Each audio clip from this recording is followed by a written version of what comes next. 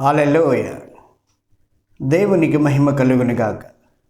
మహోన్నతుడు, మహాపరిశుద్ధుడు, భూమికి ఆకాశమునకు కర్త, మనందరికీ రక్షకుడైన ప్రభు యేసుక్రీస్తు వారి అతి దివ్య నామములో మీ అందరికీ వందనములు.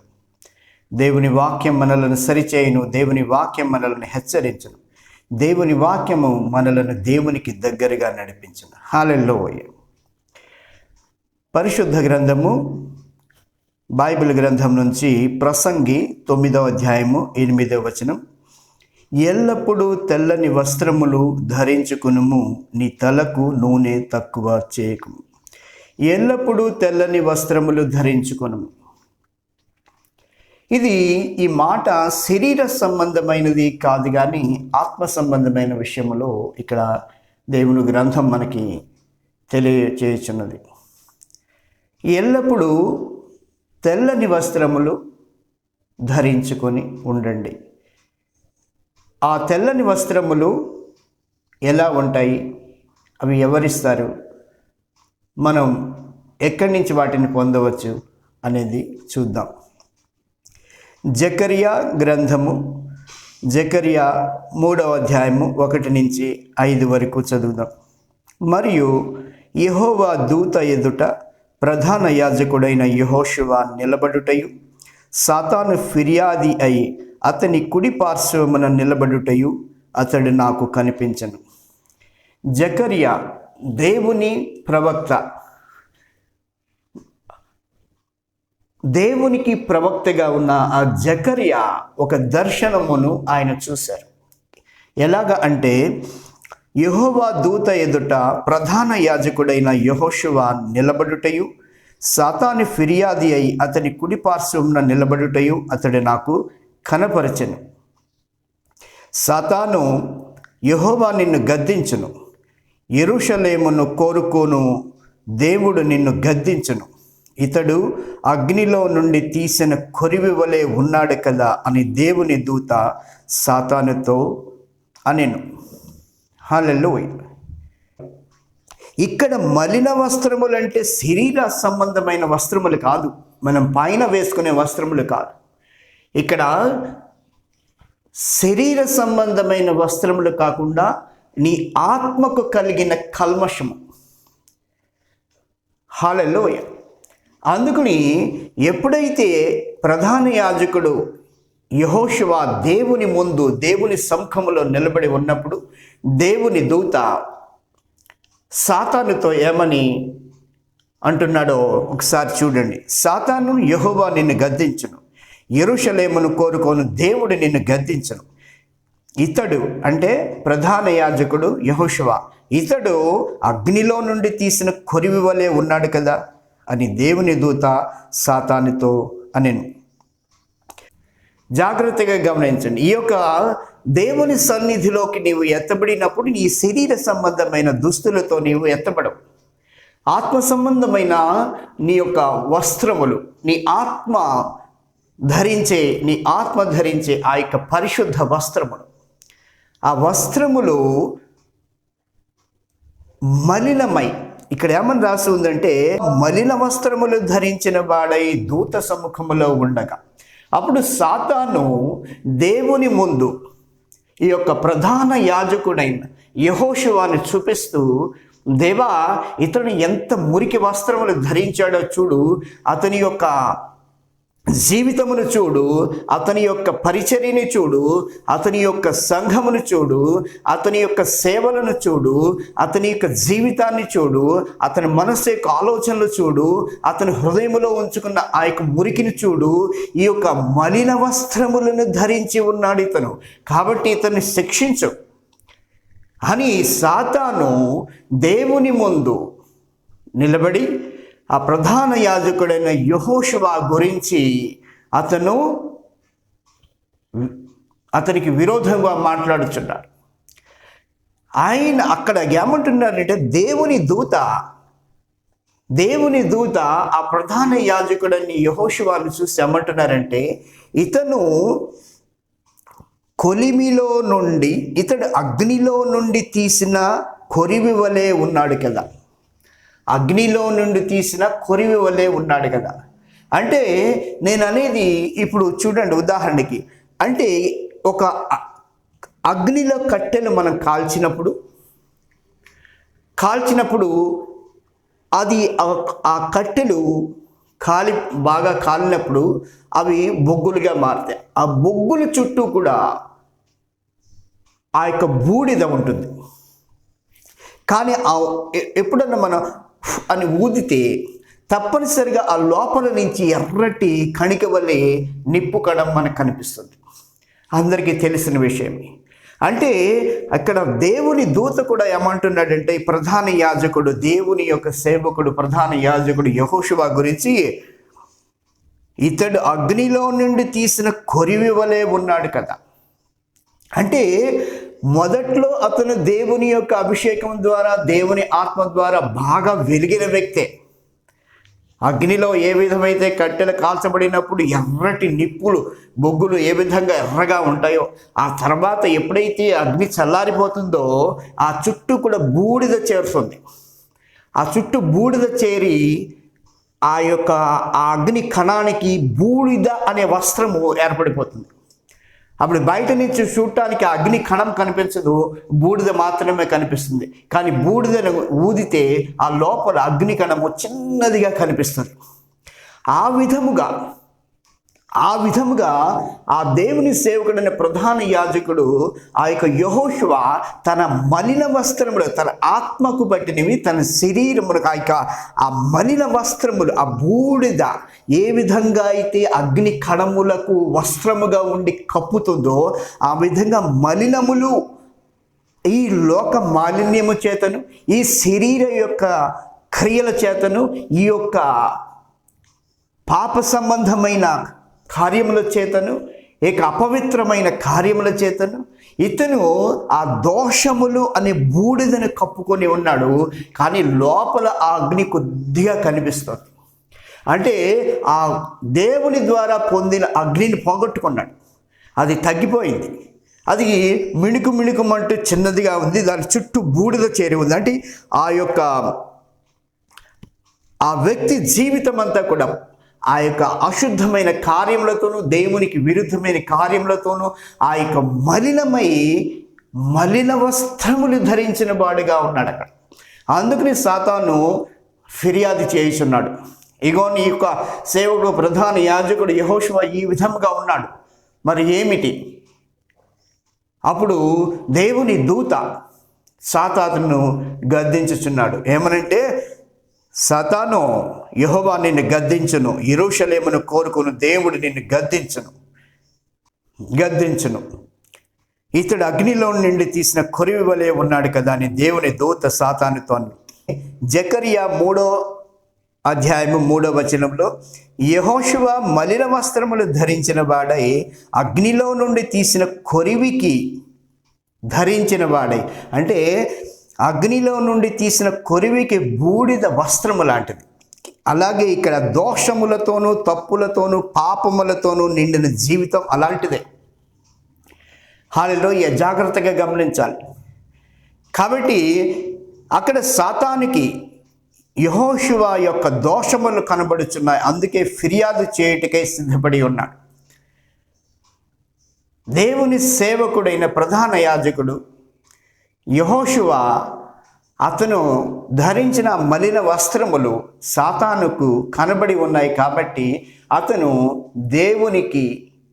సాతాను యెహోషువ గురించి ఫిర్యాదు చేయుటకై నిలబడి ఉన్నాడు. కాబట్టి దేవుని సేవ చేయడారా ప్రతి ఒక్కరూ కూడా ఈ వాక్యము ద్వారా భయపడవలెను. నిన్ను నీవు దేవుని ముందు పరిశుద్ధముగా ఉంచుకుంటున్నావా? నిన్ను నీవు నిర్దోషంగా, నిష్కళంకంగా దేవుని ముందు నిలబడి ఉన్నావా? నిన్ను నీవు పరీక్షించుకో. హల్లెలూయా. ఎందుకనంటే ప్రకటన గ్రంథము 22వ అధ్యాయము 10వ వచనంలో మనము చూచినట్లయితే, రాత్రి పగలు మన మీద నేరము మోపటానికి సాతాను దేవుని వద్ద నిలబడతాడు. నీ సేవకుడు ఇలా చేస్తున్నాడు, నీ సేవకురాలు ఇలా చేస్తోంది, నీ పిల్లలు ఇలా చేస్తున్నారు, నీ కుమారులు కుమార్తెలు ఇలా చేస్తున్నారు అని దేవునికి మన గురించి ఫిర్యాదు చేస్తూనే ఉంటాడు. వారిని నాకు అప్పగించు. కానీ ప్రభువు దయామయుడు, కరుణామయుడు. ఆయన మనలను ఎన్నడూ కూడా సాతానికి అప్పగించడు. హల్లెలూయా. దేవునికి మహిమ కలుగును గాక. ఆమేన్. హల్లెలూయా. ప్రభు ఎప్పుడు కూడా మన గురించి ఏమని ఆలోచిస్తారంటే, ఈరోజు, ఈ దినము, ఈ సమయంలో నా కుమారులు, కుమార్తెలు, నా సేవకులు, సేవకురాండ్రు తమ హృదయమును మార్చుకుని నా వైపు తిరిగి రెండింతల అభిషేకము పొందదురు అని చెప్పి ఆయన ఎప్పుడు మన గురించి ఆలోచిస్తుంటారు. దేవునికి మహిమ కలుగును గాక. కాబట్టి జకర్యా 3:4 అందుకే దూత దగ్గర నిలిచి ఉన్న వారిని పిలిచి ఇతని మైల బట్టలు తీసివేయుడని ఆజ్ఞాపించి, నేను నీ దోషమును పరిహరించుచున్నాను, ప్రశస్తమైన వస్త్రములతో నిన్ను అలంకరించుచున్నాను అనెను. హల్లెలూయా. హల్లెలూయా. దేవునికి మహిమ కలుగును గాక. నీవు ఎప్పుడైతే దేవుని ముందు నీ తప్పులను ఒప్పుకుంటావో, ఎప్పుడైతే ప్రభు యేసుక్రీస్తు వారు నీకు ఇచ్చిన ఆ పనిలో నీకు జరిగిన తప్పులు, నువ్వు చేసిన పాపములు, ప్రతి మనిషికి తన ఆత్మ సాక్ష్యమిస్తూనే ఉంటుంది. నువ్వు ఏ రకమైన అభిషేకంతో నింపబడి ఉన్నావు? పరిశుద్ధాత్మ యొక్క అభిషేకంతో నింపబడి ఉన్నావా? పరిశుద్ధ అగ్నిలో బాప్టిస్మం పొందావా? ప్రభు యేసుక్రీస్తు వారు పంపించుచున్న ఆ యొక్క ఆదరణకర్తతో ఏకాత్మయ్య ఉన్నావా? నీవు దేవుని స్వరం వినగలుగుతున్నావా? నీవు దేవుని ఆత్మ ద్వారా నడిపింపబడుతున్నావా? నీవు దేవుని ఆత్మలో ఎత్తబడుతున్నావా? ప్రతి వ్యక్తికి కూడా తన ఆత్మ తనకు సాక్ష్యం ఇస్తూనే ఉంటుంది. నువ్వు ఆత్మ సంబంధమైన వ్యక్తిగా ఉన్నావా? లోక సంబంధమైన వ్యక్తిగా ఉన్నావా? ప్రభు యేసుక్రీస్తు వారు తన శిష్యులతో ఏమన్నారంటే, మీరు నన్ను ఏర్పరచుకొనలేదు, నేను మిమ్మును ఏర్పరచుకున్నాను. ఈ లోకములో ఉన్న వారికంటే విభిన్నంగా, వీళ్ళకి ఈ లోకములో ఉన్న వారి వలె నేను మిమ్మల్ని ఏర్పరచుకోవాలా. నువ్వు ఇంకా ఈ లోక సంబంధమైన వ్యక్తిగా ఉంటే నేను ఏర్పరచుకున్న వ్యక్తివి కాదు. నీవు ఆత్మ సంబంధమైన వ్యక్తిగా ఉండాలి. నువ్వు ఆత్మ సంబంధమైన వ్యక్తిగా ఉంటే ఆయనకి చెందిన వ్యక్తివి. కాబట్టి యోహాను గ్రంథము 15వ అధ్యాయంలో 15-16 ఆయన స్పష్టంగా అన్నాడు, నేను ఈ లోకములో ఉన్న వారి వలె నేను మిమ్ము ఎన్నుకొనలేదు, వారికి విభిన్నంగా మీరు నా వారే ఉండటానికి, మీరు నా వలె ఉండటానికి నేను మిమ్మల్ని ప్రత్యేకంగా ఎన్నుకున్నాను. కాబట్టి ఆత్మ సంబంధమైన వ్యక్తిగా జీవిస్తున్నావా, శరీర సంబంధమైన వ్యక్తిగా జీవిస్తున్నావా, ప్రకృతి సంబంధమైన వ్యక్తిగా జీవిస్తున్నావా అని నీవు పరీక్షించుకో. నీ దోషములు, నీ యొక్క పాపములు, నీ యొక్క అపరాధములు, నీ యొక్క శరీర క్రియలు ఇవన్నీ కూడా దేవుని ముందు స్పష్టమే. నీవు మనుషుల ముందు దాచిపెట్టినను దేవుని ముందు స్పష్టమే. హల్లెలూయా. కాబట్టి దేవునికి ప్రతి దినము కూడా భయపడుతూ ఆ దేవుని ముందు నిర్దోషంగాను నిష్కళంకంగాను ఉండాలి. దేవుడు మనల్ని పరిశుద్ధులుగా ఉండుటకే గాని అపవిత్రులుగా ఉండుటకు కాదు అని దేవుని గ్రంథము 1వ తెస్సలోనికీ రాసిన పత్రిక 4వ అధ్యాయం 7వ వచనం స్పష్టంగా చెబుతోంది. 5వ వచనంలో కూడా అదే ఉన్నది. దేవుడు పరిశుద్ధులుగా ఉండటానికే గాని అపవిత్రులుగా ఉండటానికి మనల్ని పిలువలేదు. కాబట్టి ఎప్పుడైతే ప్రధాన యాజకుడు యెహోషువ మలిన వస్త్రములు ధరించాడో, ఎప్పుడైతే తాను పొందిన ఆ పరిశుద్ధ అగ్నిని ఆర్పేసుకున్నాడో, ఎప్పుడైతే అది మిణుకులాగా చిన్నదిగా ఉంచి ఆ బూడిద అతన్ని కప్పేసిందో, కాబట్టి ఆ మలిన వస్త్రములు ఈ లోక సంబంధమైన ఆలోచనలు, ఈ శరీర సంబంధమైన క్రియలు, ఈ లోక మాలిన్యము ఈ శరీరానికి అంటుకుని నీ శరీరాన్ని అది ఒక బూడిదలాగా కప్పేస్తుంది. ఆ బూడిదని ఈ మలినములు అనే వస్త్రముల ద్వారా నీవు కప్పబడి ఉన్నావని నీవు జాగ్రత్తగా గమనించాలి. నువ్వు ఎప్పుడైతే ఈ విషయాన్ని గమనిస్తావో, ఆ దేవుని వైపు తిరిగి నీ పాపములను ఒప్పుకుని, నీ యొక్క అపరాధములను ఒప్పుకుని నీవు పశ్చాత్తాపం చెందినట్లయితే యేసు రక్తము, పరిశుద్ధ రక్తము, నీ కొరకు నా కొరకు పాపుల కొరకు చిందించిన పరిశుద్ధ రక్తము ప్రతి పాపము నుండి కూడా పవిత్రులుగా చేయను. దేవునికి మహిమ కలుగును గాక. హల్లెలూయా. కాబట్టి నీవు దేవుని ముందు ప్రతి దినము కూడా నిన్ను దేవుని ముందు నిలబెట్టి నిన్ను చూపిస్తున్నాడని సాతాను నీవు గ్రహించాలి. నీ ప్రతిదిన జీవితము, నీ యొక్క ఆలోచనలు, నీ యొక్క క్రియలు, హల్లెలూయా, నీవు పరిశుద్ధంగా ఉన్నావా అని దేవునికి తెలుసు. మీరు మనుషుల ముందు నీతివంతులే కానీ మీ హృదయంలో దేవుని ప్రేమ లేదు, దేవుడు మీ హృదయములను ఎరుగనన్న ప్రభు యేసుక్రీస్తు వారి మాటను ప్రతి దినము గుర్తుపెట్టుకున్నట్లయితే దేవునికి దగ్గరగా నడవగలము. హల్లెలూయా. ఆయనను గురించి ఎరిగినవాడు, ప్రభు యేసుక్రీస్తు వారి గురించి తెలిసినవాడు, ప్రభు యేసుక్రీస్తు వారి గురించి ఎరిగినవాడు పాపము చేయడు. పాపము చేయని వాడిని దుష్టుడు ముట్టడు అని యోహాను రాసిన 1వ పత్రిక ఆఖరి అధ్యాయంలో స్పష్టంగా రాసి ఉంది.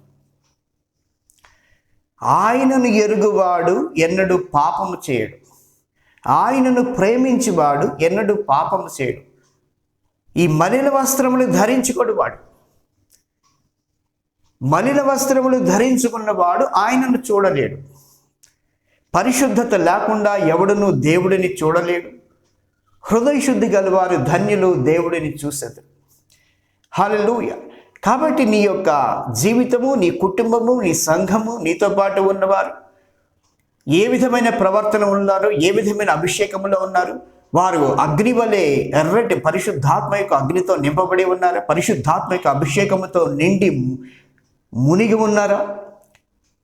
దావీదు రాజు పలికినట్టుగా తైలము, దేవుడు నన్ను అభిషేక తైలముతో అభిషేకించును, నా తల మీద నుంచి పొంగి పొర్లుతున్నది అన్న విధముగా నీవు పరిశుద్ధాత్మ యొక్క అభిషేకముతోను పరిశుద్ధాత్మ యొక్క అగ్నితోనూ నింపబడి ఉన్నావా? లేదా ఆ అగ్నిని ఆర్పివేసుకున్నావా? లేదా బూడిదమైన వస్త్రములు, ఆ మలినములు, లోక మాలిన్యత, ఈ శరీర క్రియలు, ఈ పాప సంబంధమైన క్రియలతో వీటన్నిటినీ కూడా నీ వస్త్రములుగా వేసుకుని ఉన్నావా? నీవు ఏ రకమైన వస్త్రములు ధరించి ఉన్నావు? నిన్ను నీవు పరీక్షించుకో. హల్లెలూయా. దేవుని ముందు అంతా కూడా స్పష్టమే. హల్లెలూయా. కాబట్టి జకర్యా 3వ అధ్యాయం 4వ వచనంలో దేవుని దూత దగ్గర నిలిచి ఉన్న వారిని పిలిచి ఇతని మైల బట్టలు తీసివేయడని ఆజ్ఞాపించి, అంటే అక్కడ దేవుని సేవకుడు ప్రధాన యాజకుడు యెహోషువ ధరించిన మలిన వస్త్రములను తీసివేసి ప్రశస్తమైన వస్త్రములను అతనికి ధరింపచేయండి అని చెప్పాను. హల్లెలూయా. దేవునికి మహిమ కలుగునుగా. ఒకవేళ నీవు మైల వస్త్రములు ధరించావా, ఒకవేళ మీ యొక్క అశుద్ధత, అపవిత్రత, కామ వికారము ప్రభు యేసుక్రీస్తు వారి పలికినవి మార్కు అధ్యాయం 7వ అధ్యాయం 21లో మనుష్యుని అశుద్ధపరిచేవి, మనుష్యుని లోపల నుంచి వచ్చి అవి మనుష్యుని అశుద్ధపరచును అని ఆయనే చెప్పారు. వేశ్య గమనము, కామ వికారము, నరహత్యలు, చెడు ఆలోచనలు.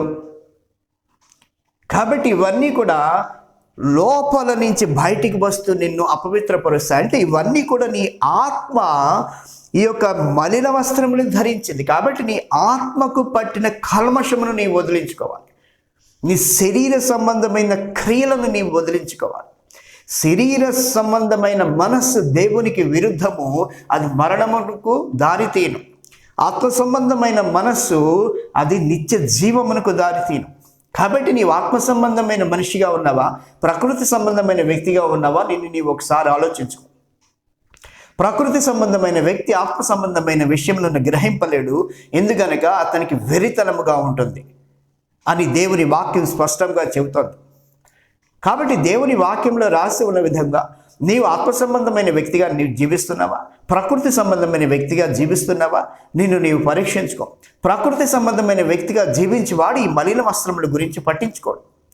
ఆత్మ సంబంధమైన వ్యక్తిగా జీవిస్తున్నవాడు ఎల్లప్పుడూ కూడా తన్ను తాను పరిశుద్ధుడిగా ఉన్నాడా లేడా అని ప్రతిదినము పరీక్షించుకుంటూ దేవుని ముందు కన్నీరు కార్చుతూ పరిశుద్ధత కొరకు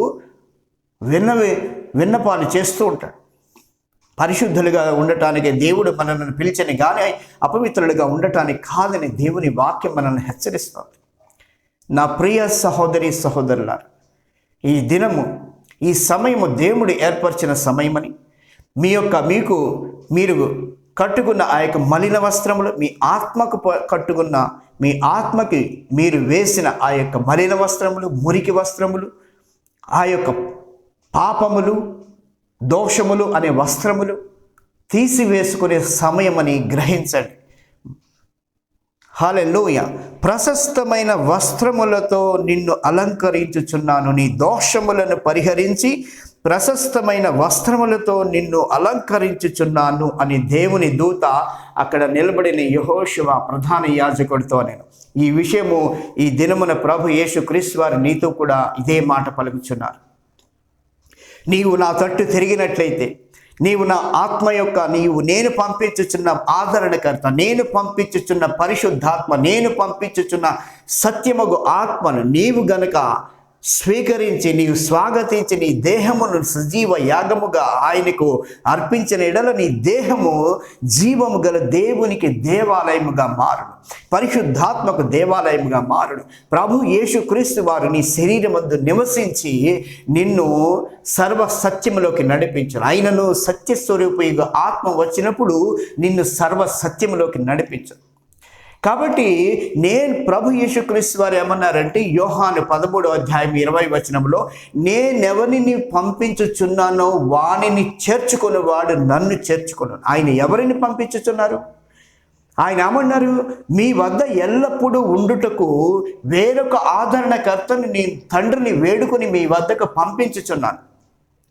ఈ లోకము ఆయనను చూడదు, ఈ లోకము ఆయనను చూడనేరదు, ఎరుగదు. ఎందుకనగా వారు ఆయన యందు విశ్వాసం ఉంచలేదు. మీరు ఎరిగెదరు, మీరు ఆయనను చూసెదరు, ఆయన మీతో కూడా ఉండెదరు, మీలో కూడా ఉండెదరు. ప్రభు యేసుక్రీస్తు వారు పంపిస్తున్న వ్యక్తిని నీవు ఎప్పుడైతే తోసివేస్తున్నావో నీవు ఆయన్నే తోసివేసినట్టు. ఆయన పంపిస్తున్న వ్యక్తిని నీవు ఎప్పుడైతే వద్దనుకుంటున్నావో నీవు ప్రభు యేసుక్రీస్తు వారిని వద్దనుకుంటున్నావు. ప్రభు యేసుక్రీస్తు వారు నిన్ను సర్వ సత్యములోకి నడిపించటానికి తన పరిశుద్ధాత్మను ఆ వ్యక్తిని పంపిస్తున్నప్పుడు నీవు ఎప్పుడైతే నీ శరీరమును నీవు ఆయనకి ఇవ్వట్లేదో ప్రభు యేసుక్రీస్తు వారికి నీ శరీరం ఇవ్వట్ల. నీ శరీరం నీ సొంతము కాదు, అది విలువ పెట్టి కొన్నది అని నీ వెరుగువా? దేవుడు తన కుమారుడు ప్రభు యేసుక్రీస్తు వారి రక్తమును విలువగా చెల్లించి మనలను కొనెను. ప్రభు యేసుక్రీస్తు వారు తన పరిశుద్ధ రక్తమును విలువగా ఇచ్చి ఈ దేహములను ఆయన కొన్నారు. ఈ దేహములు ఆయనకి సొంతం, నీ సొంతము కాదు. ఎప్పుడైతే నీవు దేవునికి సేవకుడిగా ఉంటున్నావో, ఎప్పుడైతే సేవకురాలుగా ఉంటున్నావో నీవు నీ శరీరం నీ సొంతము కాదు అని నీవు గ్రహించాలి. దేవుని ద్వారా ఏర్పరచబడిన వారు, దేవుని ద్వారా పిలువబడిన వారు, దేవుని కృప ద్వారా రక్షింపబడిన వారు, ప్రభు యేసుక్రీస్తు వారి ద్వారా రక్షణ వస్త్రంలో పొందిన వారు ప్రతి ఒక్కరూ కూడా పరిశుద్ధులుగా ఉండటానికి పిలువబడ్డారు, కానీ అపవిత్రులుగా ఉండటానికి కాదు. ప్రతి దినము కూడా మహిమ వస్త్రములు ధరించుకుని ఉండాలి, కానీ ఈ యొక్క మలిన వస్త్రములు, ఈ మురికి వస్త్రములు, ఈ యొక్క దోషములు వంటి వస్త్రములు ధరించుకుని ఉండటానికి కాదు.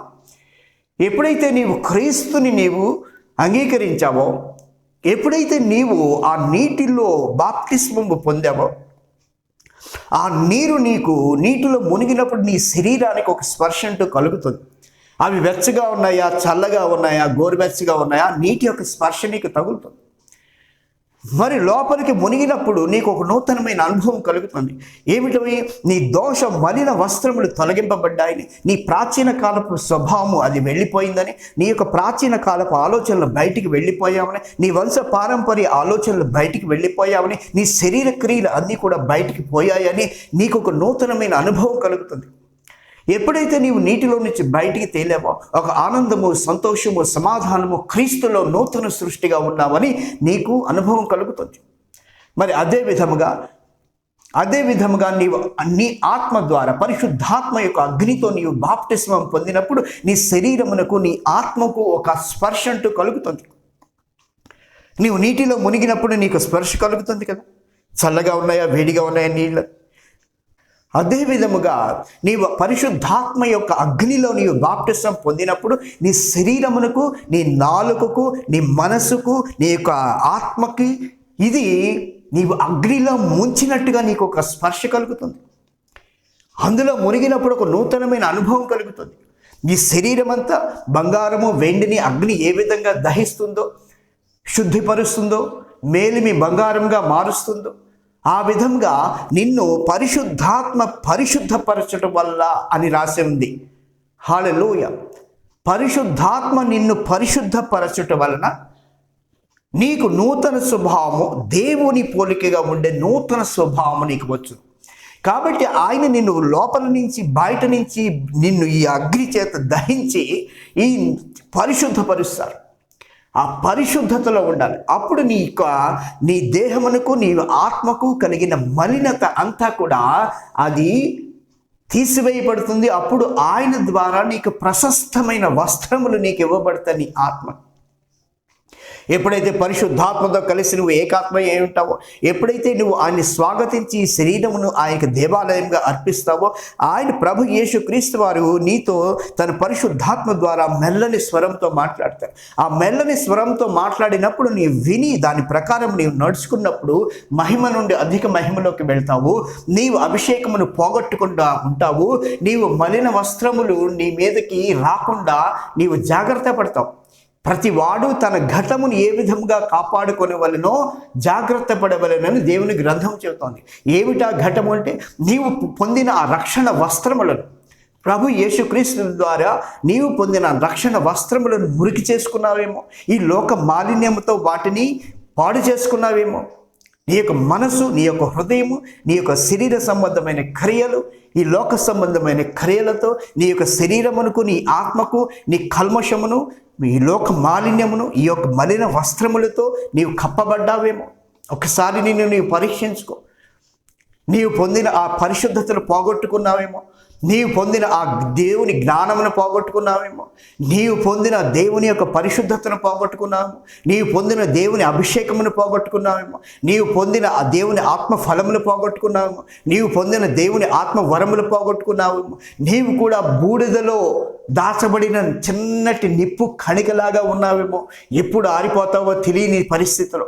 కాబట్టి ఇది దినమని, దేవుడు ఏర్పరిచిన దినమని, దేవుడు నిన్ను ఆ యొక్క బూడిద వస్త్రములను, ఆ మలిన వస్త్రములు నీ ఆత్మకు, నీ శరీరమునకు, నీ జీవితంలో నీ వేసుకున్న మురికి వస్త్రములను తొలగించి ఒక నూతనమైన మహిమగల వస్త్రములతో నిన్ను నింపబోతున్నారని నీవు గ్రహించవలసిన సమయం ఇది.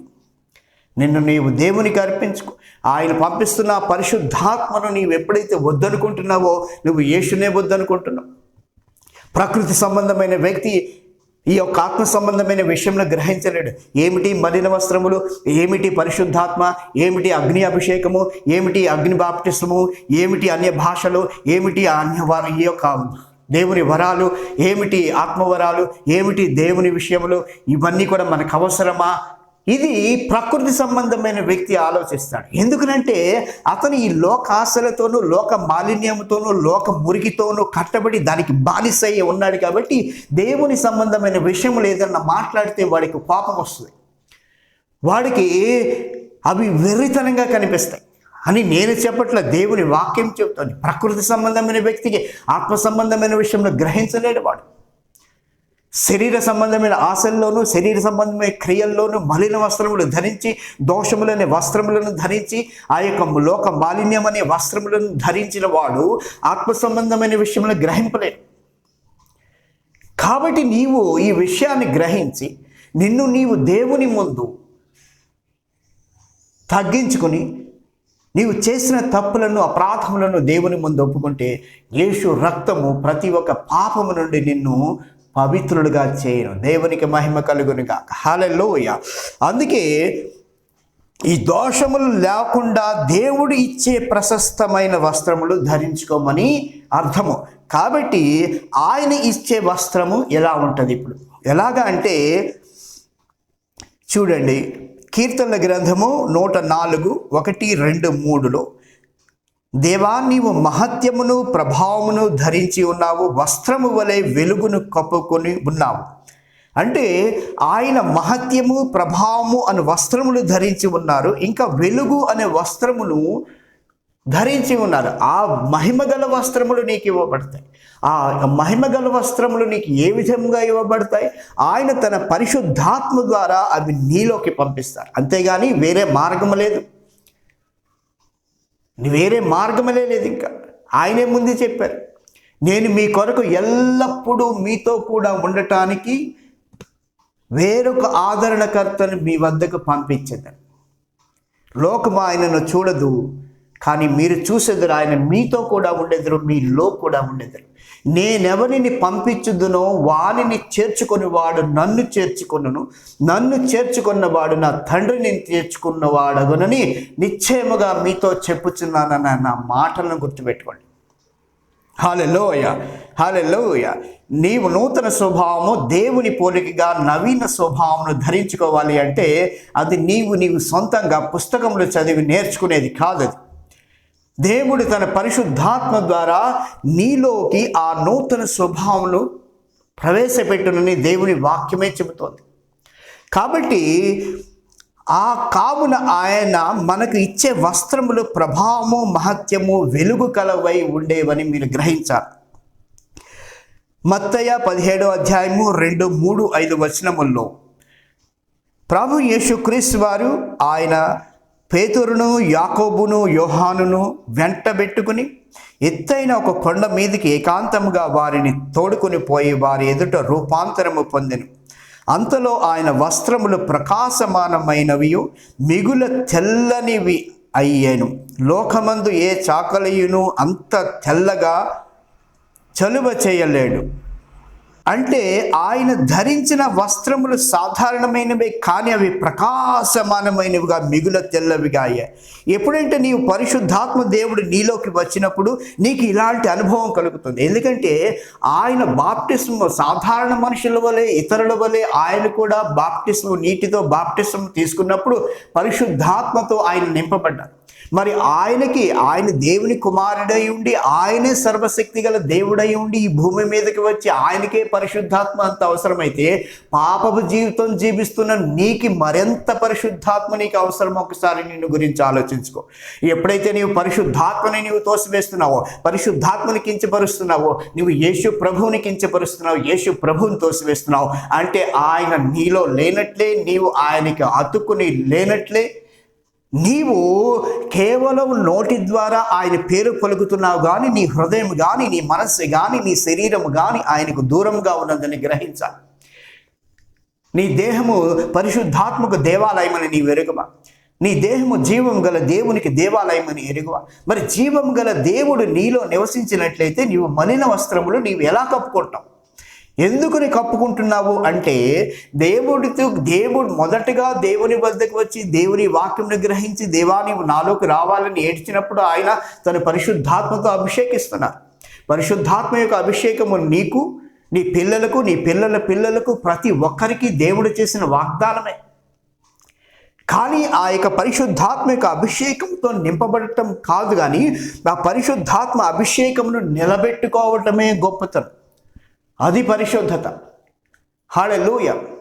కట్టెలు కాల్చబడినప్పుడు బాగా ఎర్రగానే ఉంటాయి బొగ్గులు, కానీ ఎప్పుడైతే అగ్ని తగ్గిపోతుందో అవి దాని చుట్టూ బూడిద చేరటం జరుగుతుంది. కాబట్టి ఎప్పుడైతే నీవు పొందుకున్న అభిషేకమును నీవు పోగొట్టుకుంటున్నావో, ఈ లోక సంబంధమైన ఏ ప్రాచీన స్వభావాన్ని అయితే నీవు వదిలిపెట్టావో, మరల వెళ్ళి దానికి బానిసయ్యావేమో, ఏ యొక్క శరీర క్రియలైతే నీ వదిలిపెట్టావో మళ్ళీ వాటికి వెళ్ళి బానిస అయ్యావేమో, ఏ యొక్క మలిన వస్త్రములు, యొక్క మురికి లోక మాలిన్యములో నుంచి బయటికి వచ్చి మళ్ళీ దానికి ఆకర్షితుడై మళ్ళీ వాటిలో చిక్కుకుపోయావేమో. ఎప్పుడైతే నీకు ఈ విధంగా నువ్వు ఉన్నావో నీలో ఉన్న అభిషేకము తగ్గిపోతుంది. ఇక బూడిద ఆ యొక్క నిప్పు కణము చుట్టూ బూడిద ఉన్నట్టుగా నీ యొక్క ఆత్మ చుట్టూ కూడా మలిన వస్త్రములు ఏర్పడతాయి. నిన్ను చూసే సాతాను దేవునికి ఫిర్యాదు చేస్తాడని నీవు భయపడాలి. ఈ విషయంలో ప్రత్యేకముగా భయపడాలి.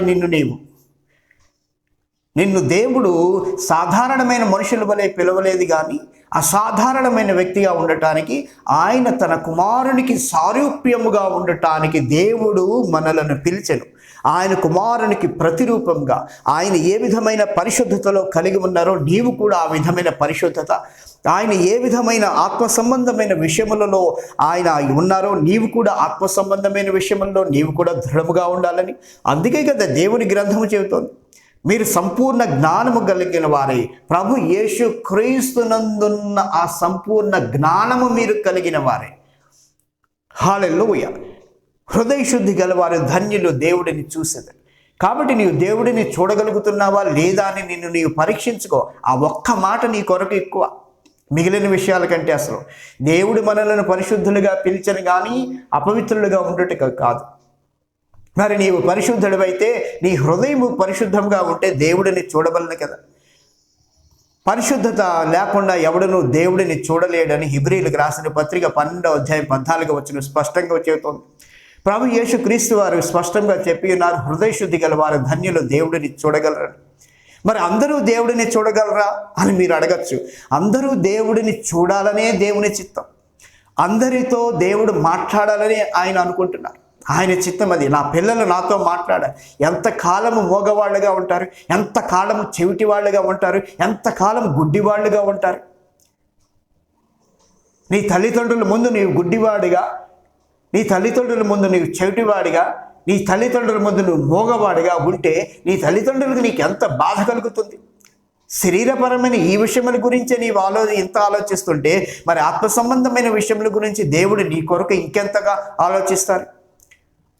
ప్రభు యేసుక్రీస్తు వారు ఆయనే చెప్పారు, ఎవడైనాను నీటితోనూ ఆత్మతోనూ మరల తిరిగి జన్మించని ఎడల పరలోక రాజ్యము చేరనేరడని నిశ్చయముగా చెప్పుచున్న యోహాను 3వ అధ్యాయము 3వ వచనము 5వ వచనం.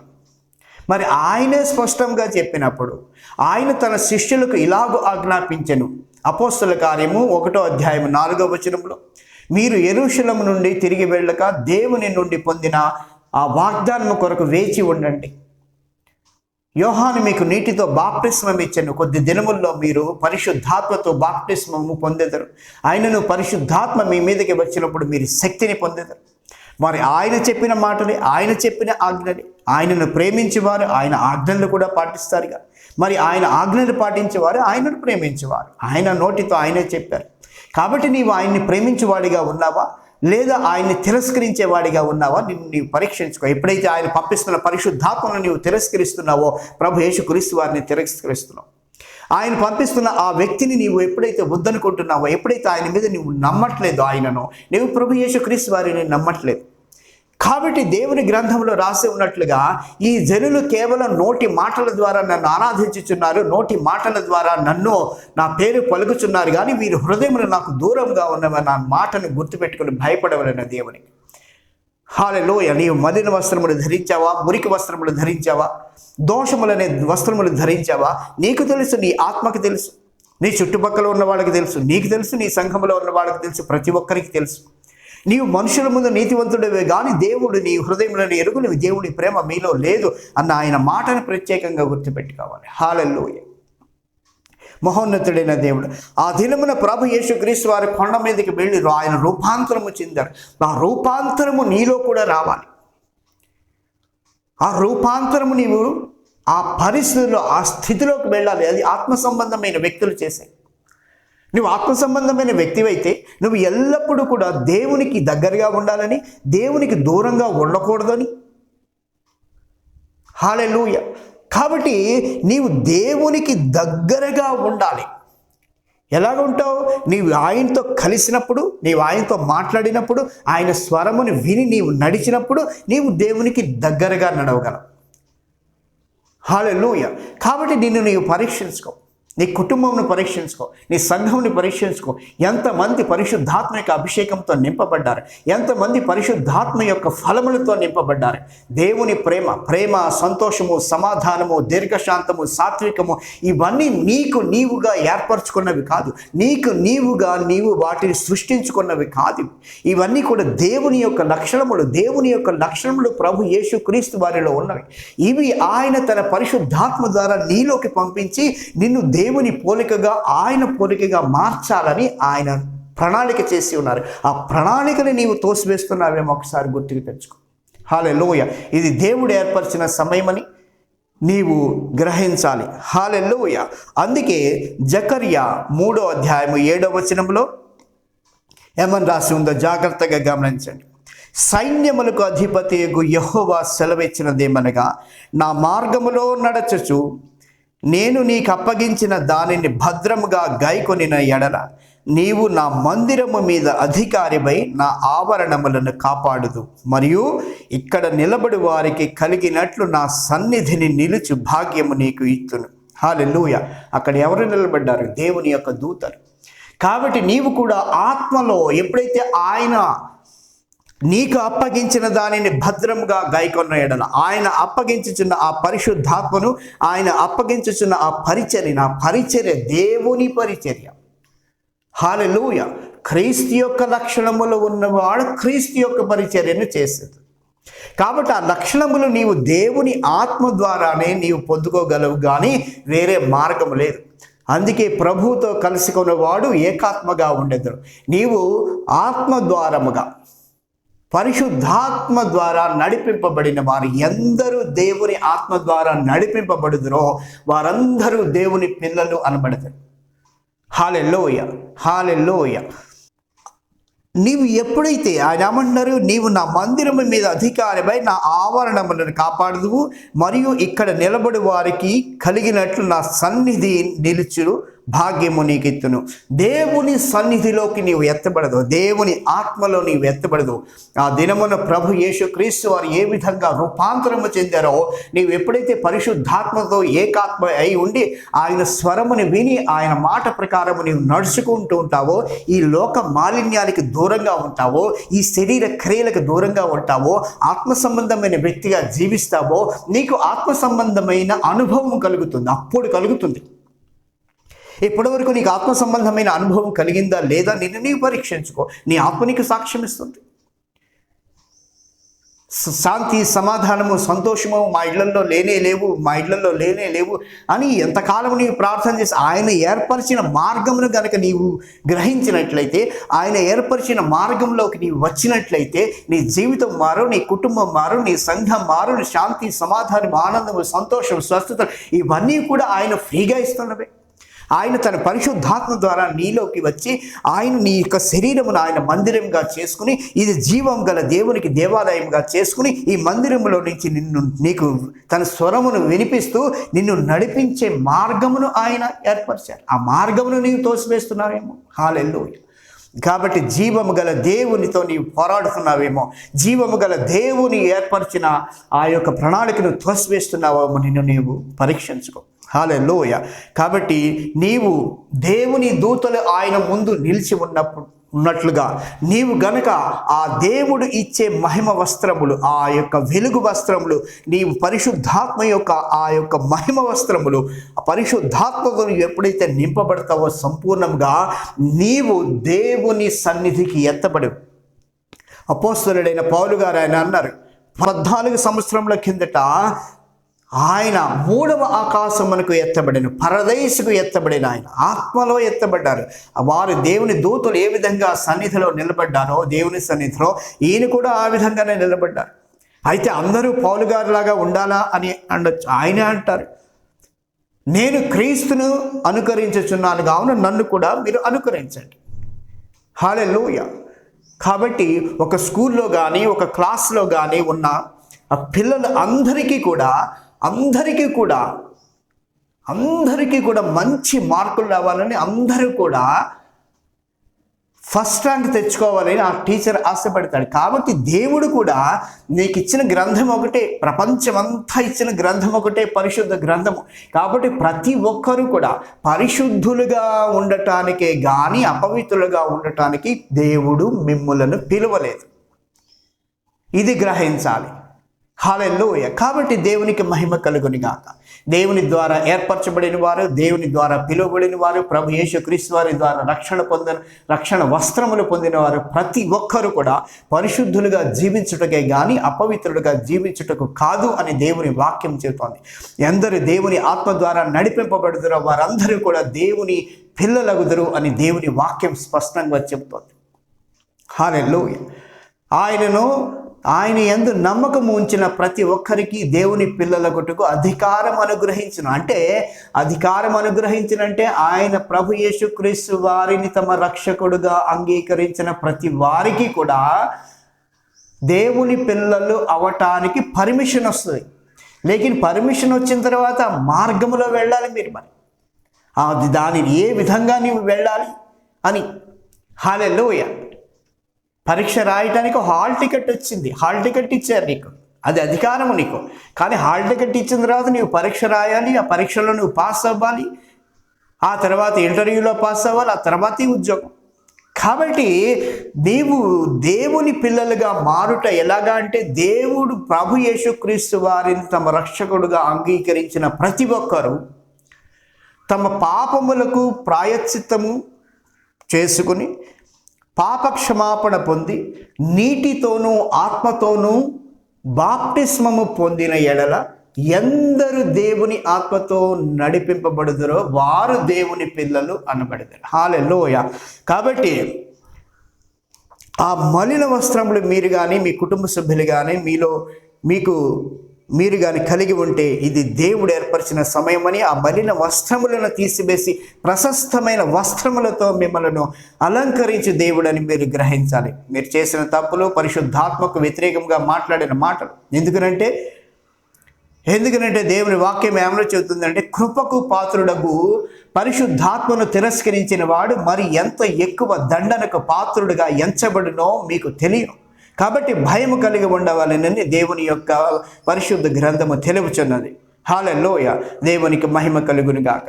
ప్రార్థనలో ఏకీభవించండి. దేవుని యొక్క గొప్ప కార్యములను మీరు ఆశించండి. దేవునికి మహిమ కలుగును గాక. హల్లెలూయా. పరలోకమందున్న మా తండ్రి, నీ నామం పరిశుద్ధపరచబడిన గాక, నీ రాజ్యము వచ్చును గాక. ఇప్పటి వరకు కూడా నీవు నీ పరిశుద్ధాత్మతో నీ వాక్యం ద్వారా నీవు మాతో మాట్లాడినావు. నీ మలిన వస్త్రములు ధరించుకున్నట్లయితే అవి అపవిత్రమైనవని, అవి నీకు అసహ్యమైనవని, నీ సన్నిధిలో వాటితో ఎవరు కూడా నిలవలేరని నీవు స్పష్టంగా చెప్పుచున్నావు. మహోన్నతమైన స్థలములలో నివసించి దేవా, ఈ దినమున ఇక్కడున్న ప్రతి ఒక్కరు నాతో పాటు ప్రార్థనలు ఏకీభవించిన ప్రతి ఒక్కరిని మీ వద్దకు తీసుకువస్తున్నా. ఇంతవరకు ఎవరైతే మలిన వస్త్రములు ధరించారో, ఈ లోక మాలిన్యమును మురికిని ఇంకా అంటించుకుని ఈ యొక్క ప్రకృతి సంబంధమైన శరీర సంబంధమైన వ్యక్తులుగా జీవిస్తున్నారో, ఇంకా ఆత్మ సంబంధమైన వ్యక్తులుగా వారికి అనుభవం కలగలేదో, పరిశుద్ధాత్మ యొక్క అగ్నిలో బాప్టిస్వం పొందలేదో, అన్య భాషల్లో వారు ఇంకా నిన్ను స్తుతించడం లేదో, అన్య భాషల్లో నిన్ను వారు కీర్తించడం లేదో, దేవుడు ఆత్మ కావున ఆరాధించే వారు ఆత్మతోనూ సత్యముతోనూ ఆరాధించవలనని గుర్తుపెట్టుకొనిచున్నా. ప్రభా, పరిశుద్ధాత్మలో ప్రార్థనలు చేయుటకు, పరిశుద్ధాత్మలో నీకు కృతజ్ఞతాస్తుతులు తెలియచేయుటకు, పరిశుద్ధాత్మలో నీకు విన్నవించుటకు, పరిశుద్ధాత్మలో ప్రభా నీకు స్తుతులు ఆరాధన చేయుటకు వారికి అన్య భాషలను దయచేయమని ప్రార్థిస్తున్నా. ప్రభా, నీవే చెప్పినావు మార్కు 16:17 నన్ను నమ్మిన వారు క్రొత్త భాషలు మాట్లాడేది, నీ క్రొత్త భాషలో ఆ పరలోక భాషలతో నీ యొక్క బిడ్డలను నింపమని, వారికి పట్టిన వారి శరీరాలకు వారి ఆత్మలకు కలిగిన ఆ మురికి వస్త్రములను, మలిన వస్త్రములను, ఆ యొక్క శరీర సంబంధమైన ఆ యొక్క క్రియలతో నింపబడిన వస్త్రములను, ఆ యొక్క కామము, వేశ్యాగమనము, లోభము, కామము, క్రోధము, ఇంకా వ్యభిచారము, నరహత్యలు, ఇంకా అనేకమైన ఆలోచనలతో ఉన్న ఆ యొక్క మురికి వస్త్రములను తీసివేయమని, నీ యొక్క మహిమ గల ప్రశస్తమైన వస్త్రములతో వారిని అలంకరించమని ప్రార్థిస్తున్నా. వారిని ధరింపచేయమని ప్రార్థించి పెట్టుకుంటున్నా. యేసు రక్తము ప్రతి ఒక్క పాపం నుండి మనలను పవిత్రులుగా చేయనన్న మాటను గుర్తుపెట్టుకుంటున్నా. ప్రభా, మా ప్రభైన రక్షకుడిని యేసుక్రీస్తు వారు చెందించిన పరిశుద్ధ రక్తము ప్రతి పాపము నుంచి మమ్మలను పవిత్రులుగా చేయను. కావున ప్రభా, వారి తల నుండి కాళ్ళ వరకు కూడా కడగండి. వీరందరినీ నీ దయగల హస్తమును వారి మీద ఉంచి వారిలో ఉన్న మస్టును తీసివేసి బంగారమును, వెండిని అగ్ని ఏ విధంగా దహిస్తుందో ఆ విధమైన అగ్ని అభిషేకమును వారికి దయచేయండి. అన్య భాషల్లో నిన్ను స్తుతించినట్లు సహాయం చేయండి. వారికి వారి ఆత్మలకు పట్టిన కల్మషమును తీసివేయండి. నీ యొక్క మహిమ గల వస్త్రముతోను, నీ ప్రభావం గల వస్త్రముతోను, నీ వెలుగని వస్త్రముతోను వారిని నింపమని ప్రార్థిస్తున్నా. నీ బలమైన అభిషేకముతోనూ వారు నిండి ఉండినట్లు ఆశీర్వదించండి. నీ యొక్క శాంతి, సమాధానము, ఆనందము, సంతోషము వారి ఇళ్లలో ఎల్లప్పుడూ మెండుగా ఉండినట్లు ఆశీర్వదించండి. ఇతరులకు ఆశీర్వాదకరంగా ఉండుటకు, వారు ఆశీర్వాదమునకు కారకులుగా ఉండుటకు పిలువబడ్డారు. కావున వారిని ఆశీర్వదించమని మా ప్రభు అయిన రక్షకుడైన యేసుక్రీస్తు వారి నామములో ప్రార్థించి అడిగి వేడుకొని పొందుకొనిచున్నాము పరమ తండ్రి. Amen, amen, amen. Hallelujah. God bless you.